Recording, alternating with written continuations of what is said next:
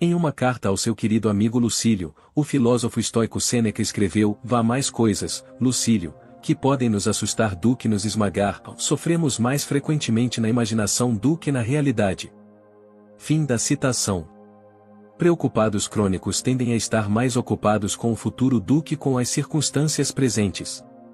Durante o dia, e até mesmo durante a noite, seus pensamentos vagam no reino misterioso do que ainda está por vir, tramando, planejando e calculando como lidar com um destino infeliz que pode mostrar sua cara feia. Mas mesmo que eles desejem controlar o futuro, eles nunca foram além dos limites do presente. Isso ocorre porque o futuro não existe, exceto em nossas mentes. Não podemos viver no futuro e não podemos prevê-lo. Claro, podemos planejar coisas que podem vir, mas o presente geralmente se desenrola de maneiras diferentes e muitas vezes surpreendentes. Ainda assim, muitos de nós fixamos nossa atenção no desconhecido e fantasiamos infinitamente sobre como coisas que não podemos prever se apresentarão a nós. Sêneca observou esse fenômeno em seu amigo Lucílio, bem como nas pessoas ao seu redor. Ele contra-atacou essa postura frequentemente cansativa e destrutiva em relação ao domínio ilusório do futuro com raciocínio estoico, explicando por que se preocupar com isso é inútil e nos aconselhando sobre o que fazer em vez disso. Este vídeo explora os antídotos de Sêneca para a preocupação e os medos infundados. A ideia de que o futuro não existe não nega a passagem do tempo. Não nega que o que está acontecendo agora logo será passado e que estamos constantemente expostos a um fluxo de novidades como o topo de uma montanha enfrenta uma nevasca duradoura. A nevasca não pode ser controlada, vem de todas as direções e em velocidades diferentes, e traz flocos de neve de todas as formas e tamanhos. A montanha é incapaz de prever o que está por vir, ou ela só pode suportar e observar os flocos de neve irem e virem, como nós observamos os momentos irem e virem, do que chamamos o futuro para o passado. Assim, sabemos que algo está por vir, mas não importa o que tentemos fazer com isso, e quão bem tentemos nos preparar para isso, sempre estaremos atirando no escuro. É por isso que o futuro como o imaginamos não tem base para se firmar no final do dia, ou já que o futuro não passa de ideias, que variam de palpites selvagens a prognósticos baseados em resultados passados.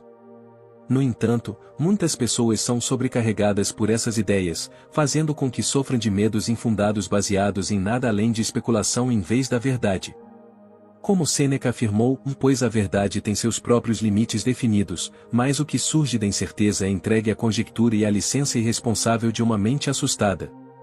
Ele observou que algumas coisas nos afetam antes de aparecerem, e outras coisas nos afetam quando, na realidade, nunca aparecerão. De acordo com Sêneca, isso acontece porque estamos habitualmente ou exagerando, ou imaginando, ou antecipando, a tristeza. A carta de Sêneca continua descrevendo a natureza da mente, dizendo a Lucílio que ela às vezes cria formas falsas de mal, quando não há mal algum para ser encontrado. Ou como ele afirma, ela distorce na pior construção alguma palavra de significado duvidoso, ou imagina algum rancor pessoal como sendo mais sério do que realmente é, considerando não o quão bravo o inimigo está, mas até onde ele pode ir se estiver bravo. Fim da citação. Esse hábito humano de se preocupar não é apenas desagradável. Há muitas evidências científicas que sugerem que se preocupar pode deixar as pessoas doentes. Literalmente. Isso significa que, embora o futuro não exista, estamos nos preocupando até adoecer por causa dele. Felizmente, os escritos de Sêneca nos fornecem antídotos. Agora, que antídotos Sêneca propôs para combater esse hábito humano de se preocupar? Seu remédio se resume a fortalecer a mente com certas ideias e verdades sobre a realidade, bem como mudar a postura que tomamos em relação à fortuna e ao infortúnio. Primeiro, ele lembra seu amigo Lucílio do fato de que, embora muitas coisas infelizes o tenham vencido, ele sempre se manteve firme.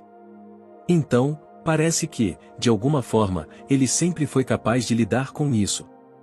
Quando olhamos para a história de nossas próprias vidas, podemos concluir que o que percebemos como uma catástrofe antecipadamente, geralmente acaba sendo diferente do que havíamos imaginado, ou muitas vezes, sofremos menos do que antecipamos. A ironia é que a maior parte do sofrimento acontece antes que o evento real aconteça. Por exemplo, estamos ansiosos para fazer uma prova, e nas semanas anteriores nos preocupamos com isso todos os dias: vou desmaiar? Vou estragar tudo? Mas a ansiedade que sentimos durante a prova é insignificante comparada ao que suportamos nas semanas anteriores. A raiz desse medo está em nossas crenças sobre as consequências de ser reprovado na prova. Podemos pensar: se eu falhar, minha vida acabou. Ou, se eu não passar neste exame, então é verdade o que dizem, sou realmente um fracasso. Mas essas crenças não são verdadeiras, simplesmente porque as consequências que elas antecipam ainda não aconteceram e não podem ser previstas. Mesmo que algumas crenças catastróficas sobre o futuro possam ser plausíveis, contanto que elas não estejam se concretizando neste exato momento, o que há para se preocupar? Ou como Sêneca afirmou, você pode retrucar com a pergunta: como posso saber se meus sofrimentos são reais ou imaginário? Aqui está a regra para tais assuntos: somos atormentados por coisas presentes, ou por coisas que virão, ou por ambas. Quanto às coisas presentes, a decisão é fácil. Suponha que sua pessoa desfrute de liberdade e saúde e que você não sofra de nenhuma lesão externa. Quanto ao que pode acontecer com ela no futuro, veremos mais tarde. Hoje não há nada de errado com isso. Fim da citação. Na mesma carta, Sêneca encoraja seu amigo Lucílio a ter cuidado com influências externas quando se trata de sua situação pessoal. De acordo com Sêneca, é melhor confiar em nós mesmos e nos aconselhar com nossos sentimentos de forma independente, pois conhecemos nossos assuntos melhor do que qualquer outra pessoa.